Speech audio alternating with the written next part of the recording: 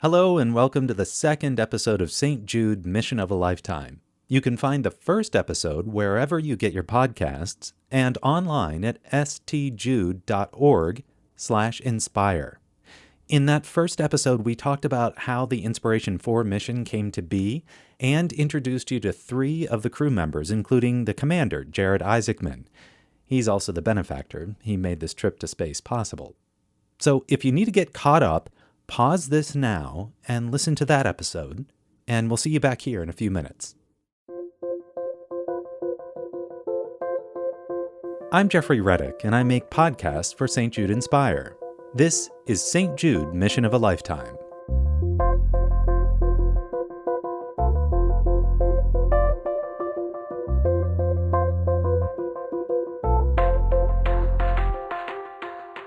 The 4 people on the Inspiration 4 mission represent 4 pillars of humanity: prosperity, generosity, leadership, and then there's hope. My name is Hayley, and whenever I was a little girl, I was 10 years old, and I was a patient here. I had cancer, and so I had to go through the chemotherapy, and I had to have surgery. How old are you guys? 5. 8. ¿Cuántos años tienes, Una? 7. Okay, so I was a little bit older than you guys, because I was 10. But now I'm also an astronaut. That's Hayley Arceneaux. She survived bone cancer as a child. She was treated at St. Jude Children's Research Hospital. And now she works there as a physician assistant. And soon she'll be the youngest American in space as part of the first all-civilian mission. Her story shows the kids she works with that there's a future for them, that the disease they're fighting right now won't define their entire lives. And there's something else, too. A childhood cancer survivor, someone with an internal prosthetic, has never been to space. So Hayley's story also connects with other civilians who wouldn't qualify for government space programs with stringent requirements. Lots of ways to think about hope when it comes to Hayley's story. We'll hear all about it coming up. Stay with us.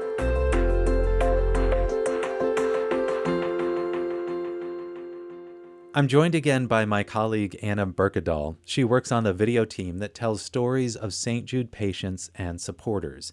And she's interviewed all of the crew members on Inspiration 4, plus some of Hayley Arceneaux's family members. Anna, thanks for talking with me today. Thank you, Jeffrey. I'm glad to be back.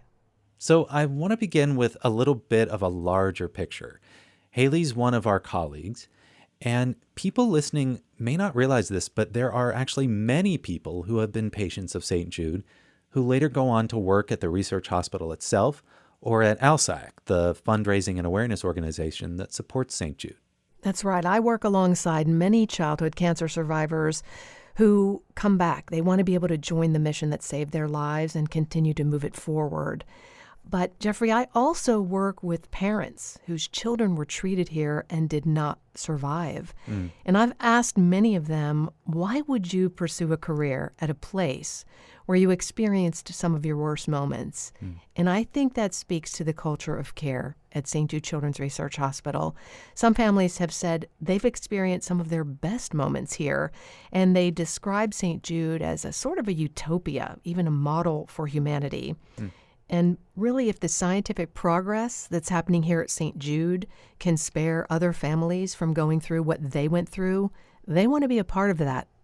Well, even when she was a patient, Hayley said that she wanted to raise money for St. Jude. And, you know, she's doing that now. That's one component of this mission. It's tied to a fundraising effort with a goal of $200 million. What are the other connections? I think one of the big connections is that Hayley exemplifies the importance of a positive attitude during cancer treatment. She went through hundreds of hours of physical therapy. You mentioned her prosthetic. That took a lot of time to get her leg back to where she could do things that most kids could do. Her oncologist told her mother that Hayley's can-do spirit was going to be a key component of her recovery, because recovery doesn't end when cancer retreats. St. Jude is doing extensive studies in an effort to minimize the side effects of cancer treatment, and that's so patients can go home and live their best life. But then the issue you mentioned earlier, encouraging patients to look to the future on their best and their worst days. It's very important to Hayley that she can tell her patients and their parents, I know what you're going through. When I talked to her, she said that the inspiration for mission is tangible evidence that they can grow up and follow their dreams. This one family that came up to me, I'll never forget this.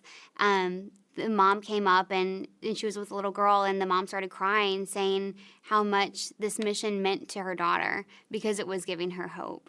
And the little girl told me that recently she's been discouraged because she can't run or jump. And I told her, I can't run and jump either, but it's not stopping me from going to space. Wow. It's really moving to hear about the direct effect, that caregivers have on their patients. I'm wondering, if we can back up a little bit and give some broader context to Hayley's story. I know that you've talked to many people who know her. Did you talk with anybody who cared for her when she was a patient? Yes, some of those caregivers are still here. One is Elizabeth Barnwell. She's a nurse practitioner at St. Jude now. She was a nurse back then when Hayley was a patient, so she's known her a long time. And she says from the beginning there was a special bond with Hayley. Hayley always thanked the caregivers and seemed happy to see them. Hi, Lizzie. I'm so glad you're my nurse today. And she would say that to any provider. I'm so glad you're my nursing assistant today. It's so good to see you. I'm so thankful you'll be our doctor today. And her parents did the same thing. I think just everybody really wanted to take care of her, Maybe I got a little lucky. I can see how that would stick with you. You might have this expectation that patients would not be looking forward to seeing you, especially if the treatment was difficult or painful. There are days like that. Lizzie says there were days when Hayley wasn't feeling well, and she would send them out and say, I'm not up to this today, and they would leave her alone and let her rest. But on the good days, Lizzie says Hayley lifted the spirits of not just the staff, but also the patients. She'd perk up and say, time for a dance party. And so she taught us all that, we need to embrace having fun with these kids and encourage them to do that. So I think she paid that forward with a lot of other patients. So what did Nurse Barnwell think about Hayley going to space? Well, like a lot of people who heard the news, she had a hard time understanding it at first. Then it started to sink in, and she kind of went into a mama bear protective mode.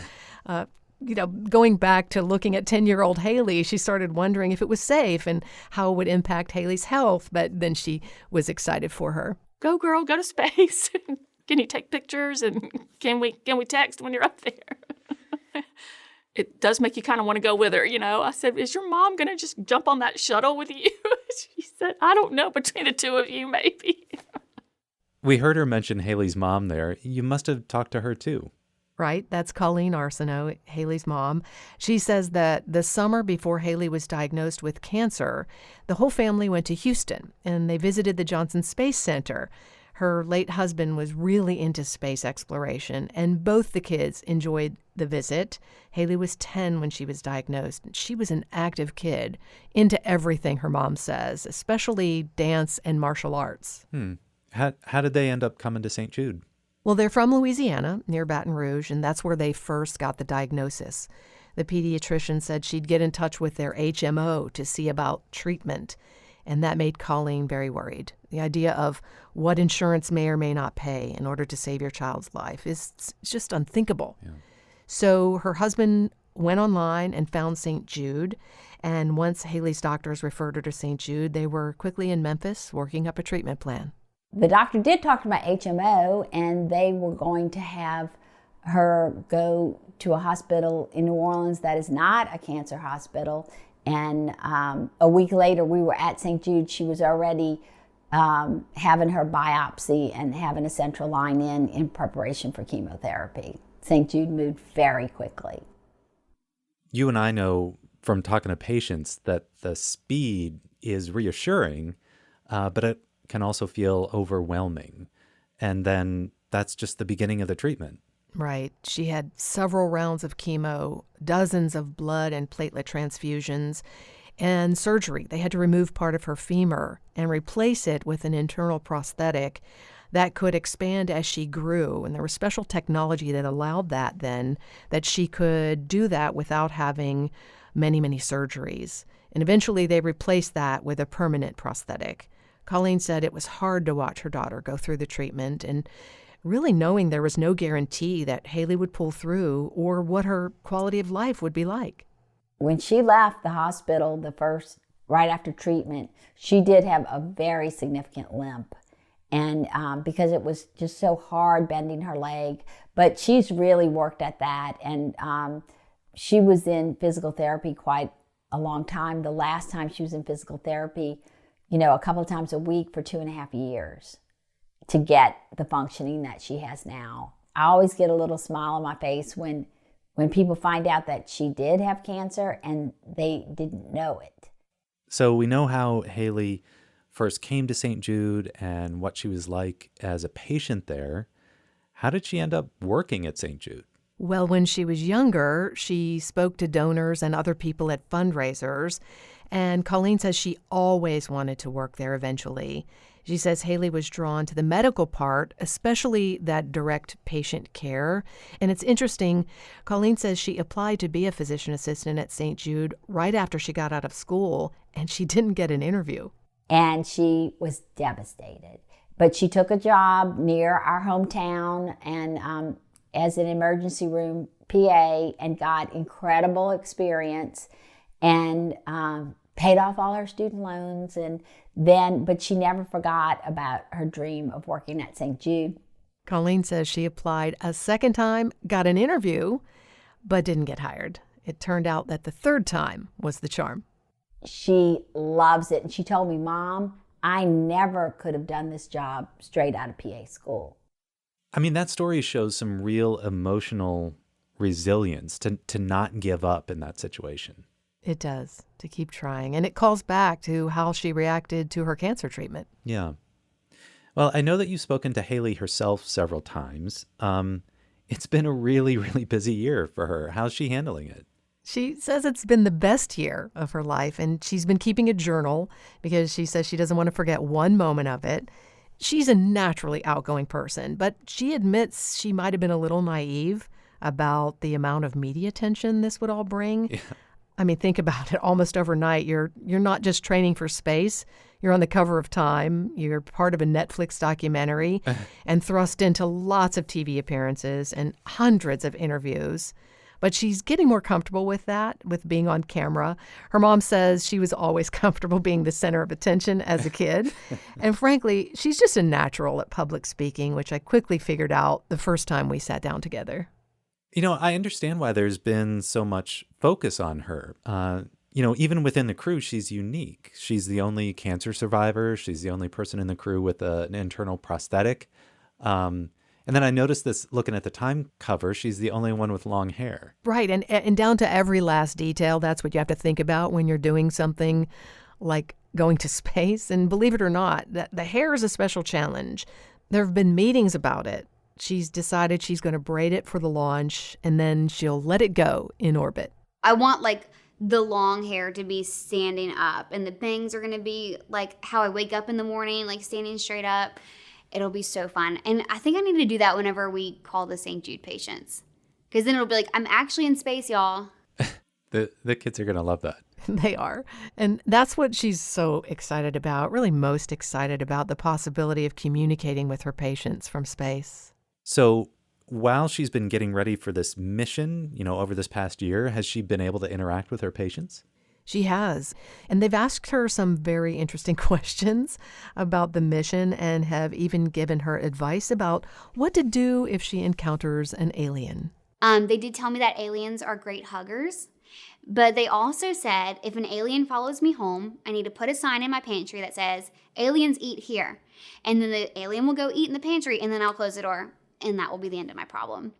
I was like, you've been thinking about this, clearly. Because it was a multi-step plan. That's a handy tip, isn't it? I mean, Yes. She's able to make those kind of connections in part because she knows exactly what her patients are going through and what their families are feeling, the comfort they experience being cared for at St. Jude. And she knows the relief they feel when they learn they will never get a bill from St. Jude for anything. Hayley says St. Jude saved her entire family, not just the treatment, being free of the financial burden too. Especially with the technology that they had to save my leg. That was not cheap. And Now that I'm a provider and I get to treat these patients without having to worry about what insurance will cover is just so freeing, and it's the best thing to happen for these patient families. Tell me about the training that she's been doing this year. I mean, she and the rest of the crew are all civilians, but I'm sure they have to prepare somehow.